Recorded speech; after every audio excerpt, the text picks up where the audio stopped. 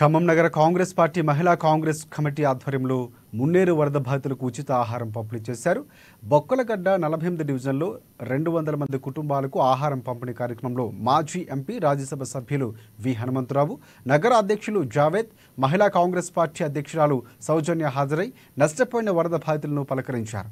ప్రజలు సాధారణ స్థాయికి వచ్చేంత వరకు కాంగ్రెస్ పార్టీ తోడుగా ఉంటుందని అంటున్న కాంగ్రెస్ పార్టీ నేతలతో మా ప్రతినిధి ఉపేందర్ ఫేస్ టు ఫేస్.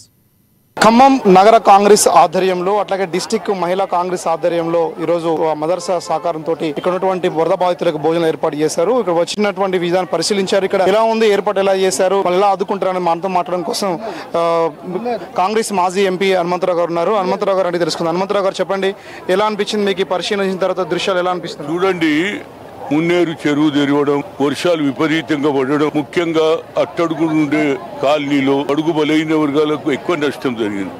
వాళ్ళు బిస్తర్ కొట్టుకపోయింది, యూటిసెల్స్ కొట్టుకపోయినాయి, కొందరు అయితే మిషన్లు కూడా నష్టమైపోయింది. కనుక రాష్ట్ర ప్రభుత్వం మొదలు కుట్టు మిషన్లు, అదే విధంగా తిండి సామాన్లు, బిస్తర్లు ఇవన్నీ కూడా ఇప్పిస్తే బాగుంటది. ఎందుకంటే కేవలం 10,000తోటి జరగదు. ప్రాంతంలో అయితే ఎక్కువ నష్టమైందో ఆ ప్రాంతాలకు ఎక్కువ సాయం చేయాలి. ఎందుకంటే ఈ ప్రాంతం అంతా ఎస్సీ, బీసీ, మైనార్టీలు ఎక్కువ ఉన్నారు. వాళ్ళకు న్యాయం చేయాలని కోరుతూనే నేను కలెక్టర్ను కలుస్తా. ఇప్పుడే నాగంగూడలో తల్లిదండ్రులు 2 చనిపోయినారు. వారికి కుటుంబ సభ్యులు 2 కొడుకులు ఉన్నారు. ఒకడు బీటెక్ చదువుతుండు, ఫైనల్ ఇయర్ లో బీటెక్. వాళ్ళకి 50,000 ఇవ్వడం జరిగింది. అదే విధంగా 2 గంటలకు ప్రెస్ కాన్ఫరెన్స్ లో చెప్పబోతున్నా ఏంటంటే రాష్ట్ర ప్రభుత్వం వృద్ధ ప్రాతిపదికంగా మిగతా కార్యక్రమాలు ఆపి దీని మీద ఎక్కువ శ్రద్ధ వహించాలి అనేది నా ఉద్దేశం. మనతో పాటు కాంగ్రెస్ నగర అధ్యక్షులు జావేద్ గారు ఉన్నారు. జావేద్ గారు చెప్పండి, గతంలో కూడా మీరు చాలా సహాయ చర్యల్లో పాల్గొన్నారు. ఈసారి కూడా కొంత విద్య వాళ్ళ జనాన్ని ఆదుకునేందుకోసం ప్రయత్నం చేస్తాం. ఇట్లాంటి ఏర్పాటు చేస్తారు, ఎటువంటి సహాయ చర్యలు చేపడుతున్నారు? ఇది సహజంగా ప్రకృతి సహజ సిద్ధమైనటువంటి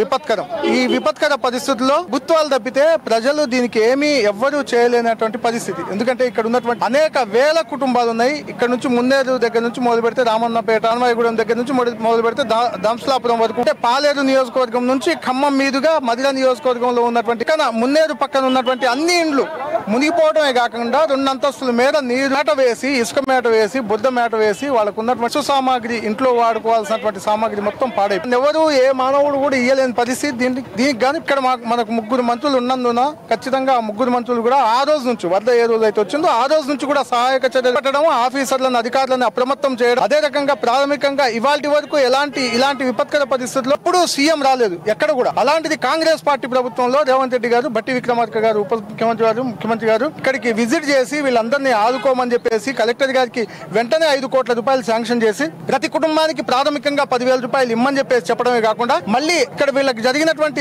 ఏదైతే నష్టం జరిగిందో వాటిని అంచనా వేసి ఖచ్చితంగా రాబోయే రోజుల్లో పెద్ద ఎత్తున వాళ్లకు ఆర్థిక సహాయం చేపట్టడమే కాకుండా వాళ్ళకి కావాల్సినటువంటి వస్తు సామాగ్రి కూడా మొత్తం ఇప్పిస్తామని చెప్పేసి చెప్పడం జరిగింది. ఈ రోజు పెద్దలు మాజీ పిసిసి అధ్యక్షులు వి హనుమంతరావు గారు, అదే రకంగా మాజీ రాజ్యసభ సభ్యులు ఆయన గారు నేతృత్వంలో పెద్ద ఎత్తున వాళ్ళ అన్నదాన కార్యక్రమాలు అయితేనేమి, బట్టల పంపిణీ కార్యక్రమాలు అయితేనేమి, అక్కడ ఎవరైతే తల్లి తండ్రి కోల్పోయి ఉన్నటువంటి 2 పిల్లలకు ఆయనకు వచ్చేటటువంటి పెన్షన్ లో 1 నెల పెన్షన్ వాళ్ళ కోసము, ఇంకో నెల పెన్షన్ కలెక్టర్ గారిని కలిసి ఆ సీఎం రిలీఫ్ ఫండ్ కి కూడా ఇద్దామని చెప్పేసి ఆయన అనుకున్నారు. దీంట్లో మీడియా సోదరులది చాలా ముఖ్య పాత్ర. మీడియా సోదరులు దీన్ని వెలికి తీసి ప్రభుత్వం దృష్టికి, అపోజిషన్ పార్టీ, ప్రతిపక్ష పార్టీ దృష్టికి తీసుకెళ్లడం వల్లనే పెద్ద ఎత్తున ఇక్కడికి నాయకులు రావడము, వీళ్ళకి కొద్దో గొప్ప సహాయం చేయడం జరుగుతూ ఉంది. కాబట్టి మీడియా మిత్రులకి నేను పర్సనల్ గా వాళ్ళకి ధన్యవాదాలు తెలుపుతా ఉన్నాను, కృతజ్ఞతలు తెలుపుతా ఉన్నాను. అదే రకంగా రాబోయే రోజుల్లో పెద్ద ఎత్తున కాంగ్రెస్ పార్టీ నగర కాంగ్రెస్ కమిటీ ఆధ్వర్యంలో ప్రతి డివిజన్ నుంచి కూడా డివిజన్ అధ్యక్షులు, అలాగే డివిజన్ లో పోటీ చేసినటువంటి వాళ్ళందరూ కూడా ఇక్కడ సహాయక చర్యల్లో పాల్గొని వాళ్ళందరూ కూడా చేయమని చెప్పేసి ఈ సందర్భంగా పిలుపునిస్తూ, గతంలో కాంగ్రెస్ పార్టీ ప్రతిపక్ష పార్టీగా ఉండి పెద్ద ఎత్తున ఇక్కడ సహాయ కార్యక్రమాలు చేపట్టినటువంటి విషయం మీ అందరికీ తెలుసు. అదే రకంగా ఇప్పుడు కూడా ప్రభుత్వం మాదే ఉంది కాబట్టి వీళ్ళందరికీ అన్యాయం జరగకుండా వెంటనే 650 కోట్లతో